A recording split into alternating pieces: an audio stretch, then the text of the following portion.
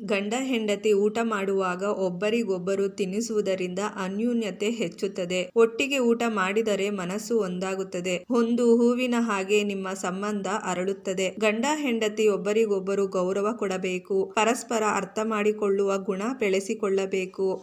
ಒಬ್ಬರನ್ನೊಬ್ಬರು ಗೌರವದಿಂದ ಕಾಣುವುದು ಮುಖ್ಯ. ಎಲ್ಲ ವಿಚಾರಗಳಲ್ಲಿ ಸಮಾನವಾಗಿ ನಿರ್ಧಾರ ಕೈಗೊಳ್ಳಿ.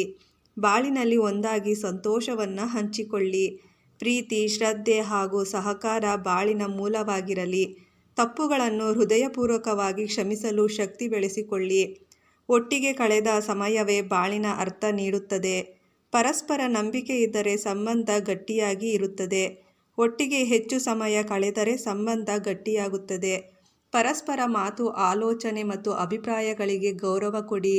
ಸಹಾನುಭೂತಿಯಿಂದ ಇರಿ. ಯಾವುದೇ ಸಂಬಂಧದಲ್ಲಿ ಅಹಂಕಾರ ಅಡೆತಡೆಯಾಗಿ ನಿಲ್ಲುತ್ತದೆ. ಸಮಾನತೆಯ ಮನೋಭಾವನೆಯಿಂದ ಮುನ್ನಡೆಯಬೇಕು.